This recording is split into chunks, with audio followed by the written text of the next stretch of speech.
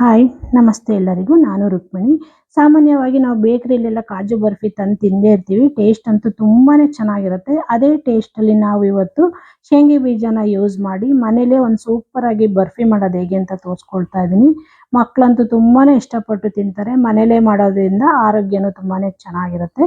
ಬನ್ನಿ ಈ ಬರ್ಫಿ ಹೇಗೆ ಮಾಡೋದು ಅಂತ ನೋಡ್ಕೊಳ್ಳೋಣ. ನೋಡಿ, ನಾನು ಮೊದಲಿಗೆ ಒಂದು ಸ್ಟವ್ ಮೇಲೆ ಒಂದು ಬಾಣಲಿ ಇಟ್ಕೊಂಡಿದ್ದೀನಿ. ಬಾಣಲಿ ಬಿಸಿ ಆಗ್ತಾ ಇದ್ದಂಗೆ ನಾನು 1 ಕಪ್ ಆಗೋಷ್ಟು ನಾನಿಲ್ಲಿ ಕಡಲೆ ಬೀಜ ತಗೊಂಡಿದ್ದೀನಿ. ಕಡಲೆ ಬೀಜನ ಮೀಡಿಯಂ ಫ್ಲೇಮಲ್ಲಿ ಒಂದು 5ರಿಂದ 6 ನಿಮಿಷ ನಾವು ಇದನ್ನ ಒಂದೇ ಹದದಲ್ಲಿ ಫ್ರೈ ಮಾಡ್ಕೋಬೇಕು. ಜಾಸ್ತಿ ಹೈ ಫ್ಲೇಮಲ್ಲೆಲ್ಲ ಫ್ರೈ ಮಾಡ್ಕೊಳಕ್ಕೆ ಹೋಗಬಾರ್ದು, ಯಾಕೆಂದರೆ ಒಳಗಡೆ ಎಲ್ಲ ಬೇಯೋದಿಲ್ಲ. ಹಾಗಾಗಿ ಮೀಡಿಯಂ ಫ್ಲೇಮಲ್ಲೇ ಇದನ್ನ ಒಂದು 6 ನಿಮಿಷ ನಾನು ಫ್ರೈ ಮಾಡ್ಕೊಂಡಿದ್ದೀನಿ. ನೋಡಿ, ಹಿಂಗೆ ಕೈಯಲ್ಲಿ ಹಿಡಿದ್ರೆ ಸಿಪ್ಪೆ ಸುಲ್ಕೋಬೇಕು. ಆ ರೀತಿ ನಾವು ಇದನ್ನ ಫ್ರೈ ಮಾಡ್ಕೋಬೇಕಾಗತ್ತೆ. ನೋಡಿ, ಇವಾಗ ಆಗಿದೆ. ಇದು ಇಷ್ಟಾದರೆ ಸಾಕು. ಒಂದು 6 ನಿಮಿಷ ನಾನು ಮೀಡಿಯಂ ಫ್ಲೇಮಲ್ಲಿ ಚೆನ್ನಾಗಿ ಫ್ರೈ ಮಾಡ್ಕೊಂಡಿದ್ದೀನಿ.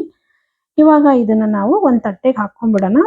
ಪೂರ್ತಿಯಾಗಿ ತಣ್ಣಗಾಗಬೇಕು ಇದು. ಅಲ್ಲಿವರೆಗೂ ಆರಕ್ಕೆ ಬಿಟ್ಬಿಡೋಣ. ಇದು ಒಂದು 10 ನಿಮಿಷವರೆಗೂ ಆರಕ್ಕೆ ಬಿಟ್ಕೊಂಡು ಆಮೇಲೆ ನಾನು ಸಿಪ್ಪೆ ಎಲ್ಲ ಸುಲಿದು ನಾನು ಇದನ್ನ ತಗೊಳ್ತೀನಿ. ಯಾವುದೇ ಕಾರಣಕ್ಕೂ ಬಿಸಿ ಬಿಸಿ ಇದ್ದಾಗಲೇ ಯೂಸ್ ಮಾಡೋಕ್ಕೆ ಹೋಗಬಾರ್ದು. ಪೂರ್ತಿಯಾಗಿ ತಣ್ಣಗಾದ್ಮೇಲೆ ಯೂಸ್ ಮಾಡಿದ್ರೆ ಬರ್ಫಿ ಕೂಡ ಚೆನ್ನಾಗಿ ಬರುತ್ತೆ. ನೋಡಿದ್ರಲ್ಲ, ಸಿಪ್ಪೆ ಈ ರೀತಿ ಎಲ್ಲ ತೆಗೆದು ನಾನು ಇವಾಗ ಒಂದು ತಟ್ಟೆಯಲ್ಲಿ ಸೇರಿಸ್ಕೊಂಡಿದ್ದೀನಿ. ನೋಡಿದ್ರಲ್ಲ, ಸೂಪರಾಗಿ ಸಿಪ್ಪೆ ಎಲ್ಲ ತಕ್ಕೊಂಡಿದೆ, ಮೀಡಿಯಂ ಫ್ಲೇಮಲ್ಲಿ ಫ್ರೈ ಮಾಡ್ಕೊಂಡಿರೋದ್ರಿಂದ. ಇವಾಗ ನಾನು ಇದನ್ನೆಲ್ಲ ಒಂದು ಮಿಕ್ಸಿ ಜಾರಿಗೆ ಸೇರಿಸ್ಕೊಳ್ತೀನಿ. ಮಿಕ್ಸಿ ಜಾರಿಗೆ ಸೇರಿಸ್ಕೊಂಡು ಆನು ಆಫು ಮಾಡಿಕೊಂಡು ನಾವು ಇದನ್ನು ಪುಡಿ ಮಾಡ್ಕೊಬೇಕಾಗತ್ತೆ. ಯಾವುದೇ ಕಾರಣಕ್ಕೂ ಒಂದೇ ಸಮ ಖಾರ ರುಬ್ಬೋ ಥರ ಎಲ್ಲ ರುಬ್ಕೋಬಾರ್ದು, ಮುದ್ದೆ ಥರ ಗಟ್ಟಿ ಆಗಿಬಿಡತ್ತೆ. ಹಾಗಾಗಿ ಆನು ಆಫು ಮಾಡ್ಕೊಳ್ತಾ ನಾವು ಇದನ್ನು ಪೌಡ್ರ್ ಮಾಡ್ಕೋಬೇಕಾಗತ್ತೆ. ನೋಡಿ, ಇವಾಗ ಪೌಡ್ರ್ ಮಾಡ್ಕೊಂಡು ಕೂಡ ಬಂದಿದ್ದೀನಿ. ನೋಡಿ, ಈ ರೀತಿ ಪೌಡ್ರ್ ಮಾಡ್ಕೋಬೇಕು. ಇವಾಗ ಇದನ್ನು ಸೈಡಿಗೆ ಎತ್ತಿಟ್ಬಿಡೋಣ. ಇದಕ್ಕೆ ಒಂದು ಸಕ್ಕರೆ ಪಾಕ ರೆಡಿ ಮಾಡ್ಕೊಳ್ಳೋಣ. ಸಕ್ಕರೆ ಪಾಕ ರೆಡಿ ಮಾಡ್ಕೊಳ್ಳೋಕ್ಕೋಸ್ಕರ ಒಂದು ಬಾಣಲಿ ಇಟ್ಕೊಂಡಿದ್ದೀನಿ ಸ್ಟವ್ ಮೇಲೆ. ನೋಡಿ, ಈ ಕಪ್ಪಲ್ಲಿ ಒಂದು 3/4 ಕಪ್ ಆಗೋಷ್ಟು ಸಕ್ಕರೆ ಸೇರಿಸ್ಕೊಂಡಿದ್ದೀನಿ. ಜೊತೆಗೆ ಒಂದು ಸ್ವಲ್ಪ ನೀರು ಹಾಕ್ಕೊಳ್ತಾ ಇದ್ದೀನಿ. ನೋಡಿಕೊಂಡು ನೀರು ಸೇರಿಸ್ಕೊಳ್ಳಿ, ಜಾಸ್ತಿ ಬೇಡ, ಬೇಗನೆ ಪಾಕ ಬರುತ್ತೆ. ಸ್ವಲ್ಪನೇ ನೀರು ಸೇರಿಸ್ಕೊಂಡ್ರೆ ನೋಡಿ, ಒಂದೆಳೆ ಪಾಕ ಬರಬೇಕು. ಒಂದೆಳೆ ಅಂದರೆ ಪೂರ್ತಿಯಾಗಿ ಒಂದೆಳೆ ಬರೋ ಅವಶ್ಯಕತೆ ಇಲ್ಲ. ಸಕ್ಕರೆ ಕೂಡ ತುಂಬಾನೇ ಅಂಟು ಥರ ಬರಬೇಕು. ಆ ರೀತಿ ನಾವು ಇದನ್ನು ಮಾಡ್ಕೋಬೇಕಾಗತ್ತೆ. ನೀರು ಕಮ್ಮಿ ಹಾಕೋದ್ರಿಂದ ಬೇಗ 1-2 ನಿಮಿಷಕ್ಕೆಲ್ಲ ಈ ಪಾಕ ರೆಡಿ ಆಗಿಬಿಡತ್ತೆ. ನೋಡಿ, ಪಾಕ ರೆಡಿ ಆಗಿದೆ ಕೂಡ. ಕೈಯಲ್ಲಿ ಹಿಡಿದು ತೋರಿಸ್ತೀನಿ ನೋಡಿ. ನೋಡಿ, ಒಂದೆಳೆ ಪಾಕ ಅಂದರೆ ಪೂರ್ತಿಯಾಗಿ ಒಂದೆಳೆ ಎಲ್ಲ ಬರಬಾರ್ದು. ನೋಡಿ, ಈ ರೀತಿ ಅಂಟಾಗಿ ಬರಬೇಕು. ಇವಾಗ ಪಾಕ ಕೂಡ ರೆಡಿ ಆಗಿದೆ. ಇವಾಗ ಇದಕ್ಕೆ ನಾನು ಒಂದು ಅರ್ಧ ಸ್ಪೂನ್ ಆಗೋಷ್ಟು ತುಪ್ಪ ಸೇರಿಸ್ಕೊಳ್ತಾ ಇದ್ದೀನಿ.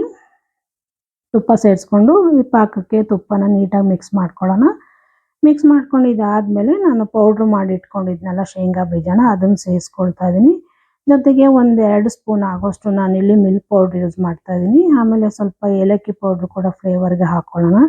ನೋಡಿ, 3 ಪದಾರ್ಥಗಳನ್ನು ಹಾಕ್ಕೊಂಡು ಫುಲ್ಲು ಲೋ ಫ್ಲೇಮಲ್ಲಿ ಇಟ್ಕೊಂಡು ನಾವು ಇದನ್ನು ಮಿಕ್ಸ್ ಮಾಡ್ಕೊಬೇಕು.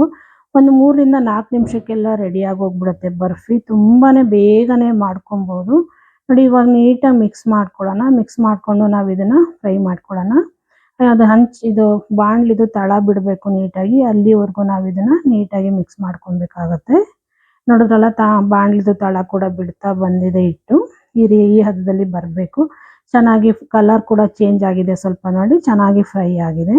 ಇವಾಗ ಇದಕ್ಕೆ ಒಂದು ಅರ್ಧ ಸ್ಪೂನ್ ಆಗೋಷ್ಟು ತುಪ್ಪ ಹಾಕ್ಕೊಂಡು ಇನ್ನೊಂದು ನಿಮಿಷ ನಾನು ತಿರುಗಿಸ್ಕೊಳ್ತೀನಿ. ರೆಡಿ ಆಗೋಗಿದೆ ಇದು. ಇಷ್ಟೇ ಇದು.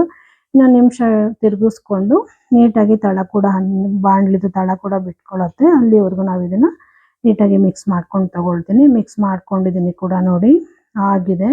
ಇಷ್ಟಾದರೆ ಸಾಕು. ನೀಟಾಗಿ ತಳ ಬಿಟ್ಕೊಂಡು ಒಂದು ಕಡೆ ಹಿಟ್ಟೆಲ್ಲ ಸೇರ್ಕೊಳ್ತದೆ. ನೋಡಿ, ಈ ರೀತಿ ಬರಬೇಕು. ಇವಾಗ ಇದನ್ನು ಬೇಗ ಬಿಸಿ ಬಿಸಿಲೇ ನಾವು ಮಾಡ್ಕೋಬೇಕಾಗತ್ತೆ. ಒಂದು ಬಟರ್ ಪೇಪರ್ಗೆ ತುಪ್ಪ ಹಚ್ಚಿ ಆಲ್ರೆಡಿ ಇಟ್ಕೊಂಡಿದ್ದೀನಿ. ಆಮೇಲೆಲ್ಲ ಮಾಡ್ತೀವಿ ಅಂದರೆ ಇದಿಟ್ಟು ಬೇಗ ಗಟ್ಟಿ ಆಗಿಬಿಡುತ್ತೆ. ಹಾಗಾಗಿ ಫಾಸ್ಟಾಗಿ ಮಾಡ್ಕೊಬೇಕು. ನೋಡಿ, ಬಟರ್ ಪೇಪರ್ಗೆ ತುಪ್ಪ ಕೂಡ ಸವರಿ ಇಟ್ಕೊಂಡಿದ್ದೀನಿ. ಇವಾಗ ಇದನ್ನು ಶೇಂಗಾ ಬೀಜದ್ದು ಇದನ್ನು ಇದಕ್ಕೆ ಸೇರಿಸ್ಕೊಂಡ್ಬಿಡೋಣ. ಬೇಗನೆ ಸೇರಿಸ್ಕೊಂಡು ತುಂಬ ಬಿಸಿ ಇರೋದ್ರಿಂದ ಸ್ವಲ್ಪ ಚಮಚದಲ್ಲೇ ಸ್ವಲ್ಪ ತಣ್ಣಗೆ ಮಾಡ್ಕೊಳ್ಳೋಣ. ನೋಡಿ, ಚಮಚ ಸಹಾಯದಿಂದನೇ ಇವಾಗ ಇದೇ ರೀತಿ ಮಿಕ್ಸ್ ಮಾಡ್ಕೊಳ್ತೀನಿ ನಾನು. ಮಿಕ್ಸ್ ಮಾಡಿಕೊಂಡು ಈ ರೀತಿ ತಿರುಗಿಸ್ಕೊಳ್ಳೋಣ ಚೆನ್ನಾಗಿ. ಬೇಗನೆ ಗಟ್ಟಿ ಆಗಿಬಿಡುತ್ತೆ. ಬೇಗ ಈ ರೀತಿ ಮಾಡಿಕೊಂಡು ನಾವು ಯಾವ ಹದದಲ್ಲಿ ಬೇಕೋ ಆ ಹದದಲ್ಲಿ ತಟ್ಕೋಬೇಕಾಗತ್ತೆ ಇದನ್ನು. ನೋಡಿ, ಸಿಂಪಲ್ಲಾಗಿ ಮಾಡ್ಕೋಬೋದು ಮನೇಲೆ. ಕಡಲೆ ಬೀಜ ಯೂಸ್ ಮಾಡಿ ಇದು ಬರ್ಫಿ ಮಾಡೋದ್ರಿಂದ ತುಂಬಾ ಚೆನ್ನಾಗಿರುತ್ತೆ. ನಾವು ಕಾಜು ಬರ್ಫಿ ಏನು ಟೇಸ್ಟ್ ಇರುತ್ತೋ ಅದೇ ಟೇಸ್ಟ್ ಬರುತ್ತೆ. ಅಷ್ಟು ಚೆನ್ನಾಗಿ ಕೂಡ ಬರುತ್ತೆ. ಮನೇಲೆ ಬೇಕ್ರಿಲಿ ತರೋಕ್ಕಿಂತ ಮನೇಲೆ ನಾವು ಈ ರೀತಿ ಮಾಡ್ಕೊಬೋದು. ನೋಡಿ, ಈಗ ಚಮಚ ಸಹಾಯದಿಂದ ನಮ್ಗೆ ಎಷ್ಟು ಅಗಲ ಬೇಕೋ ಅಷ್ಟು ಅಗಲ ನಾನು ಚಮಚದಲ್ಲೇ ಇದನ್ನು ತಟ್ಕೊಳ್ತಾ ಇದ್ದೀನಿ. ಆಮೇಲೆ ಒಂದು ಲಟ್ಟಣಿಗೆಗೆ ಸ್ವಲ್ಪ ತುಪ್ಪ ಸವರ್ಕೊಂಡು ನೋಡಿ, ಇವಾಗ ನನಗೆ ಎಷ್ಟು ದಪ್ಪ ಬೇಕೋ ಅಷ್ಟು ದಪ್ಪ ನಾನಿಲ್ಲಿ ಲಟ್ಟಿಸ್ಕೊಳ್ತೀನಿ. ನಾನು ಸ್ವಲ್ಪ ಸಣ್ಣಕ್ಕೆ ಲಟ್ಟಿಸ್ಕೊಳ್ತಾ ಇದ್ದೀನಿ, ಚೆನ್ನಾಗಿರುತ್ತೆ. ಹಾಗಾಗಿ ತುಂಬ ಸಾಫ್ಟಾಗಿ ಬರುತ್ತೆ, ಗಟ್ಟಿ ಎಲ್ಲ ಆಗೋದಿಲ್ಲ. ನಾವು ಪಾಕ ಯಾವ ರೀತಿ ಮಾಡ್ತೀವೋ ಅದ್ರ ಮೇಲೆ ಬರ್ಫಿ ಕೂಡ ಚೆನ್ನಾಗಿ ಬರುತ್ತೆ. ಪಾಕನ ತುಂಬ ಗಟ್ಟಿ ಮಾಡ್ಕೋಬಾರ್ದು, ಬರ್ಫಿ ಗಟ್ಟಿ ಗಟ್ಟಿಯಾಗಿ ಮುರ್ಕೊಬಿಡುತ್ತೆ. ಹಾಗೆ ತುಂಬ ಸಾಫ್ಟಾಗಿ ಬರಬೇಕಂದ್ರೆ ನಾನು ತೋರಿಸಿದ್ನಲ್ಲ ಆ ಹದದಲ್ಲೇ ನಾವು ಸಕ್ಕರೆ ಪಾಕನ ರೆಡಿ ಮಾಡ್ಕೊಬೇಕಾಗತ್ತೆ. ಇವಾಗ ನೋಡಿ ಲಟ್ಟಿಸ್ಕೊಂಡಿದ್ದಾಗಿದೆ. ಯಾವ ಶೇಪಲ್ಲಿ ಬೇಕೋ ಆ ಶೇಪಲ್ಲಿ ಕಟ್ ಮಾಡ್ಕೊಳ್ತಾ ಇದ್ದೀನಿ ಕೂಡ. ನಾನು ಡೈಮಂಡ್ ಶೇಪಲ್ಲಿ ಕಟ್ ಮಾಡ್ಕೊಳ್ತೀನಿ. ನಮ್ಗೆ ಯಾವ ಶೇಪ್ ಬೇಕು ಆ ರೀತಿ ಕಟ್ ಮಾಡ್ಕೊಂಡು ತಗೊಳ್ಳೋಣ. ನೋಡಿ ಈ ರೀತಿ ಕಟ್ ಮಾಡ್ಕೊಂಡಿದ್ದಾದ್ಮೇಲೆ ಒಂದು 10 ನಿಮಿಷಕ್ಕೆಲ್ಲ ಇದು ಗಟ್ಟಿ ಆಗಿಬಿಡುತ್ತೆ. ಜಾಸ್ತಿ ಟೈಮ್ ಏನು ಹಿಡಿಯೋದಿಲ್ಲ, ಬೇಗನೆ ಇದನ್ನು ರೆಡಿ ಮಾಡ್ಕೊಬೋದು. ನೋಡಿ ಒಂದು 10 ನಿಮಿಷ ಆದಮೇಲೆ ತೋರಿಸ್ತಾ ಇದ್ದೀನಿ. ಪೂರ್ತಿಯಾಗಿ ತಣ್ಣಗಾಗಿದೆ, ಗಟ್ಟಿ ಕೂಡ ಆಗಿದೆ ಇದು. ನೋಡಿ ಚಮಚದಲ್ಲಿ ತೆಗಿತಾ ಇದ್ದೀನಿ ನಿಧಾನವಾಗಿ. ತುಂಬಾ ಚೆನ್ನಾಗಿ ಬರುತ್ತೆ. ನೋಡಿದ್ರಲ್ಲ, ಒಂದೊಂದೇ ತೆಗೆದು ತೋರಿಸ್ತೀನಿ. ತುಂಬ ಸೂಪರಾಗಿ ಬರುತ್ತೆ ಮತ್ತು ಅಷ್ಟೇ ಸಾಫ್ಟಾಗಿ ಕೂಡ ಬರುತ್ತೆ. ತುಂಬಾ ಚೆನ್ನಾಗಿರುತ್ತೆ. ಟೇಸ್ಟು ಕೂಡ ಅಷ್ಟೇ ಚೆನ್ನಾಗಿರುತ್ತೆ. ಮಕ್ಕಳೆಲ್ಲ ತುಂಬಾ ಇಷ್ಟಪಟ್ಟು ತಿಂತಾರೆ. ಸಾಮಾನ್ಯವಾಗಿ ಕಾಜು ಬರ್ಫಿ ಎಲ್ಲ ತುಂಬ ರೇಟ್ ಜಾಸ್ತಿ ಅಲ್ಲ, ಹಾಗಾಗಿ ನಾವು ಮನೇಲೇ ಈ ರೀತಿ ಕಡಲೆ ಬೀಜನ ಯೂಸ್ ಮಾಡಿ ಬರ್ಫಿ ಮಾಡ್ಕೋಬೋದು. ತುಂಬಾ ಚೆನ್ನಾಗಿರುತ್ತೆ. ನೋಡಿದ್ರಲ್ಲ, ಈಗ ಕಡಲೆ ಬೀಜ ಬರ್ಫಿ ನಿಮಗೆಲ್ಲ ಇಷ್ಟ ಆಯಿತು ಅಂದ್ಕೊಳ್ತೀನಿ. ನೋಡಿ ಎಷ್ಟು ಸಾಫ್ಟಾಗಿ ಬಂದಿದೆ ಅಂತೇಳಿ. ಈ ಕಡಲೆ ಬೀಜ ಬರ್ಫಿ ನಿಮಗೆಲ್ಲ ಇಷ್ಟ ಆಯಿತು ಅಂದ್ಕೊಳ್ತೀನಿ. ಇಷ್ಟ ಆದರೆ ಲೈಕ್ ಮಾಡಿ, ಶೇರ್ ಮಾಡಿ, ಸಬ್ಸ್ಕ್ರೈಬ್ ಮಾಡ್ಕೊಳ್ಳಿ. ಹಾಗೆ ಪಕ್ಕದಲ್ಲಿರೋ ಬೆಲ್ ಐಕನ್ ಕೂಡ ಕ್ಲಿಕ್ ಮಾಡಿ. ನಾನು ಯಾವುದೇ ವಿಡಿಯೋ ಹಾಕಿದರೂ ನಿಮಗೆ ನೋಟಿಫಿಕೇಷನ್ ಬರುತ್ತೆ. ನೋಡಿದ್ರಲ್ಲ ಎಷ್ಟು ಚೆನ್ನಾಗಿ ಬಂದಿದೆ ಅಂತ ಹೇಳ್ಬಿಟ್ಟು. ನೋಡಿ, ಹೀಗೆ ಇನ್ನಷ್ಟು ಈಸಿ ರೆಸಿಪಿಗಳಿಗಾಗಿ ಆಡಿ ಅಡುಗೆ ಮನೆ ಚಾನಲ್ನ ಸಬ್ಸ್ಕ್ರೈಬ್ ಮಾಡ್ಕೊಂಡು ಸಪೋರ್ಟ್ ಮಾಡೋದನ್ನ ಮಾತ್ರ ಮರಿಬೇಡಿ. ಹೀಗೆ ಇನ್ನಷ್ಟು ಈಸಿ ರೆಸಿಪಿಯೊಂದಿಗೆ ಮತ್ತೆ ಸಿಗ್ತೀನಿ. ಅಲ್ಲಿವರೆಗೂ thank you friends. Thank you for watching my video. ಹೀಗೆ ನೋಡ್ತಾ ಇರಿ, ಸಪೋರ್ಟ್ ಮಾಡ್ತಾ ಇರಿ ಫ್ರೆಂಡ್ಸ್.